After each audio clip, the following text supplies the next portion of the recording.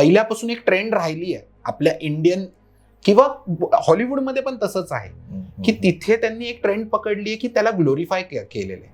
म्हणजे ब्रेनला हेच समजवलं गेलेलं आहे की असं केलं ना की तुम्ही मोठे बनता, फेमस नसता तर अमिताभ बच्चन नसते, असं आपल्याला आज बिंबलेलं आहे आणि Amitabh Bachchan will agree to it. Exactly. सगळीकडे तेच आहे. मग तेव्हा मग प्रॉब्लेम होतो. पण म्हणून आपण MS धोनी बघत नाही का, तर तोही बघतो, पण ते कमी बनतात तसे. आजकाल थोडंसं वाढलेलं आहे तो प्रमाण, पण आपण जे बघत मोठे झालो त्याच्यामध्ये तेच सिनेमे बनलेत.